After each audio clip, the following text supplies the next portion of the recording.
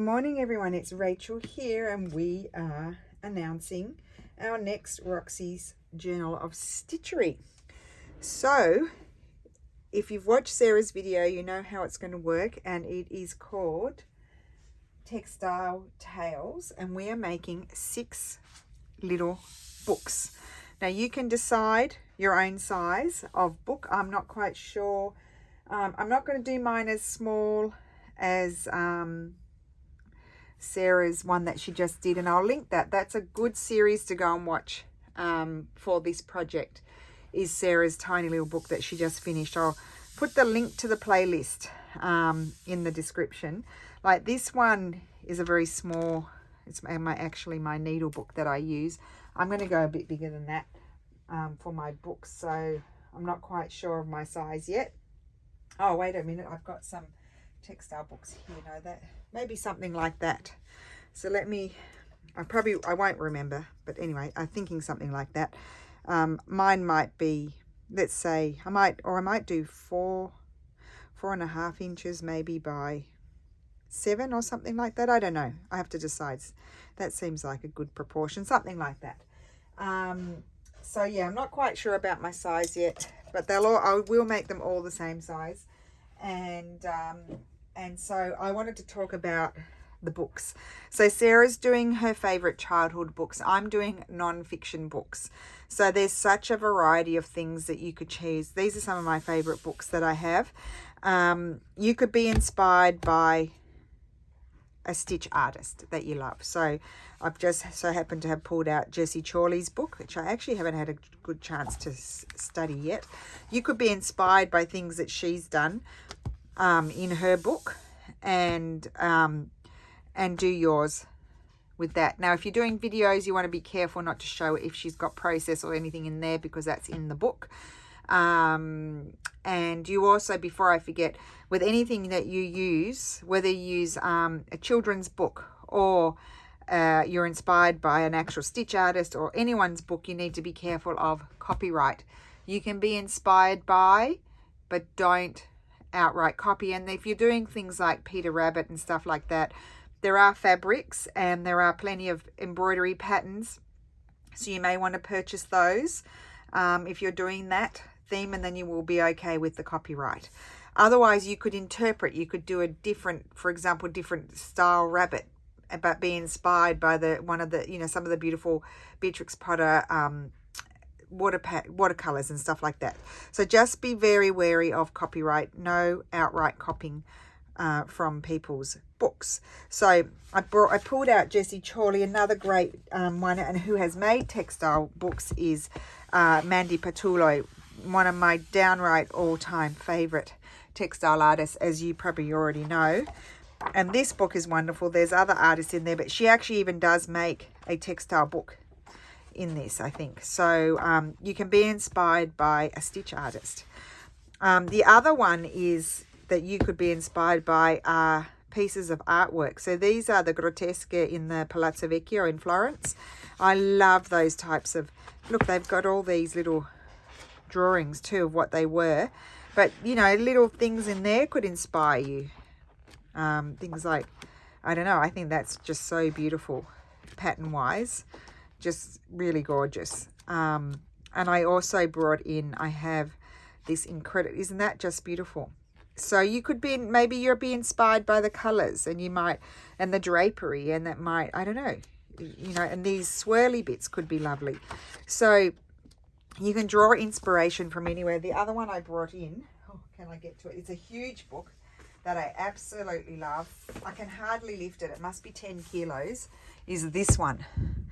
These are the Grotesco of the Uffizi, and I'm pretty sure Raffaello did them. I'm going to whack you. No, it's such a big book.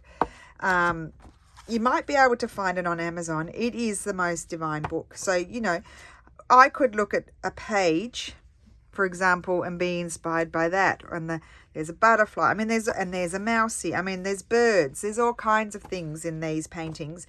And this is close-up details, because this is, if you have anyone been to the Uffizi, it's a big, long walkway, and it's all frescoed, the ceiling, but it's quite high up, so you don't actually get to see really good detail of it. So this book is all, I mean, look at those. So that's something that could be inspiring. Now, I'm not going to tell you which books I'm going to be inspired by because I haven't decided yet. I've just pulled out a whole lot out of my bookshelf that could inspire me. I might decide. I'm not telling you yet. So there's that one. Absolutely love it. The other one, let me see. Let's stick on the whole painting thing. So you could be inspired by, this is that beautiful book by Stefano Zuffi that Lulu gave me, and it's The Painted Garden. So it's all different garden scenes. Oh, isn't she cute? Happy birthday, Mummy. Love you so much. So sweet. That was just so, that really touched me. So artworks can really inspire these sorts of patterns. The flowers. It could be just the colours, as I said. So this one might be a great source of inspiration. I don't know. But paintings. And the other one I pulled out is this one, La Cappella di Tio Dolinda. I haven't been there. That's in the Duomo of Monza. That's up near Milan. It's outside of Milan, but I haven't been there. And it's all the frescoes in that Duomo. But quite often, because they're Renaissance paintings, you will see, let me just find a detail. Look at the details.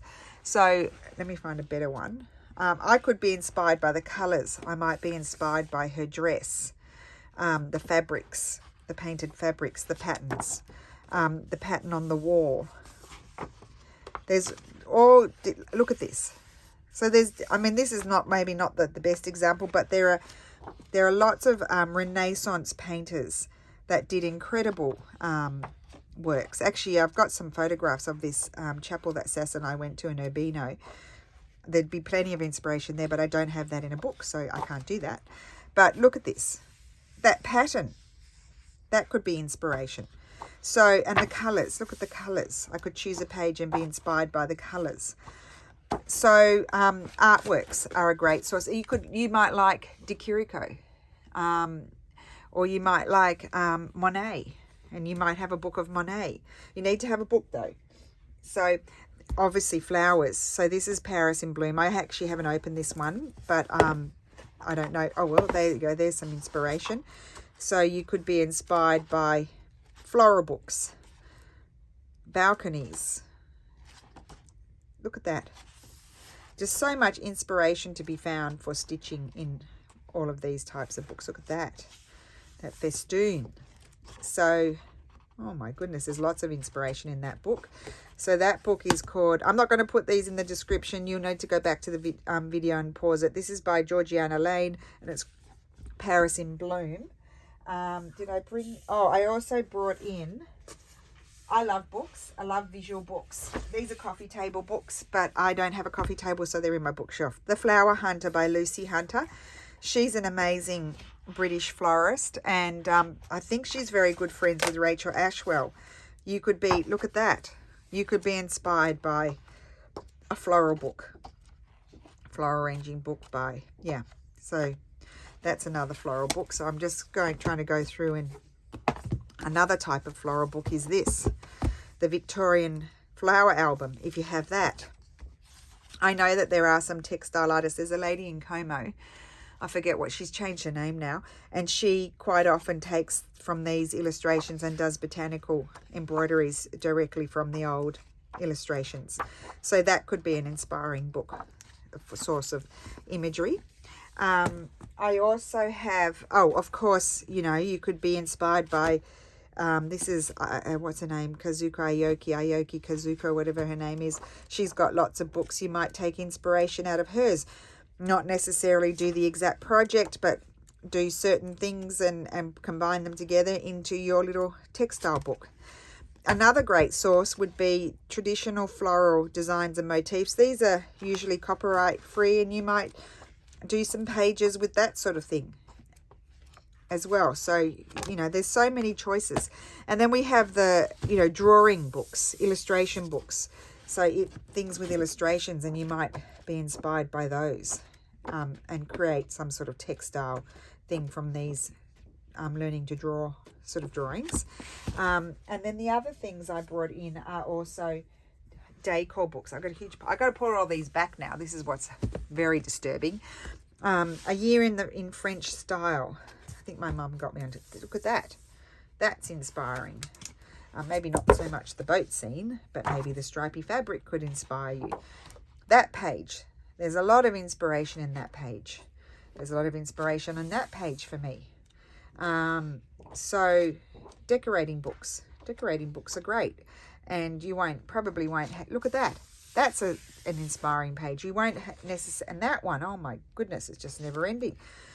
You'll be okay so far with copyright because you're only being inspired by maybe the colors or there might be flowers, or you might like a vine with birds on it and you've taken inspiration from the page, but you're not copying it. These are the beautiful old French papers. And so you could do a whole book called A Year in French Style. And then I have this one, which I think is going to be fabulous. Dragons and Pagodas. My sister got me onto this one. I saw it in Australia at an exorbitant price, and I bought it on Amazon here in Italy for a much cheaper price. And I think that sort of thing, like wallpaper books, are going to have incredible inspiration in them. So this one's more chinoiserie. So I could go down the path of, look at that, of chinoiserie. As you can see, I haven't had time to so fully, like those pages are inspiring to me. So I don't know how it's going to work in my head exactly. But, just beautiful. I'm going to be inspired by books. I don't know which ones. I may have trouble choosing because I want to do all of them. But really, really, really very beautiful things to look at. And then the other person I thought, and then, wait, one more. Extraordinary Collections by Marin Montague. I think, is that Montagut? It says Montagut, how you spell it, but I would say you pronounce it Montague. And it's collections. So there's all different types of collections. Look at this page. All different types of collections. So these are the beautiful. I did manage to get two books like that when I was in France. But they're very hard to come by, and beautiful papers. But yeah, lots of inspiration in those sorts of books as well. So collections sort of books. Like that ceramic page could give you a whole series of pages out of it. Like you could be then inspired by collections of porcelain or ceramics or whatever. So all of these pages. Like you could just do a whole book from here. You could literally do a whole book from there. And then that. So just beautiful. Lots of inspiration in that one. And the other person I thought could be inspiring is Rachel Ashwell. The wonderful Rachel Ashwell, who we've all, since the late 90s, have heard about her. Well, I think I first heard of her in 2000. And I absolutely loved her. But, I mean, again, with her, you would want to be careful not to. We're stitching, so it's going to be different anyway. But I'm sure her books are full of inspiration in the most tiniest places. Like just that and then that could be inspirational. Just pretty things all around. I love her books, especially her newer books. I have heard one of her first books, and I love these newer books that she brought out, later books. But just plenty of inspiration in that one. And the other one I brought in, I have the other one. Oh no, that's the one when she had the thing in Texas. And then I have another one. And then there's this one. Floral Affair. That whole page, that you could probably do all your pages from there. Just that. So this is a Floral Affair. So I love flowers, as you know. And there's plenty of inspiration. Look at the silk flowers. I haven't looked at this book for a look at that. See, that to me, that colorway is just amazing. So plenty of inspiration to be found in. Oh, look at that. That's amazing. Velvet. They're all the samples to make the flowers. She must have the most amazing collection, honestly. This one could be good also for colors. It's very beautiful. So there we go. So a huge pile of books. I have to make choices. I don't know what I'll use, but I'm going to try and use some fun things, different things, and we'll see what happens and see if I'm able to interpret it. So it's a very exciting project. As far as supplies, it's the usual supplies, guys. Your reclaimed fabrics, new fabrics, laces, buttons. You might want stamps if you want to stamp a word on a piece, like letter stamps if you want to stamp a word, or that sort of thing. Trims, or you know, all the things that we normally use. I like to use ticking, mattress ticking. I like to have a mix of new fabrics and old fabrics. I'll probably use some of my fabrics. So just all our usual supplies. I didn't pull all of those out because we know, and then our embroidery flosses and all the rest of it. So I hope you're excited about this project. They should be, we're going to do a page a week pretty much. So, well, double page it would be, because front and back. And there's going to be 3 and the cover. So that will do our 4 weeks. So we're going to be inspired by 1 book per month. So you'll have, you're going to do 3 folded pages, and you'll have the front and the back that you have to do. So there we go. So exciting new project. We're going to end up with a little library of little fabric books, or you might decide to do big ones. We're thinking tiny books or small books, smaller books. You might be thinking, I want to do a big one. I've got lots of time. I'm going to keep it fairly small.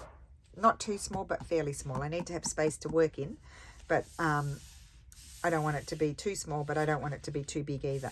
So hope you're excited. We're excited. Can't wait to get started. And I hope that gives you some clarification. Any books are a go, whatever inspires you. 6 different books, each 1 book per month. So have a great day. Thank you so much for watching, and I will see you again soon. Bye.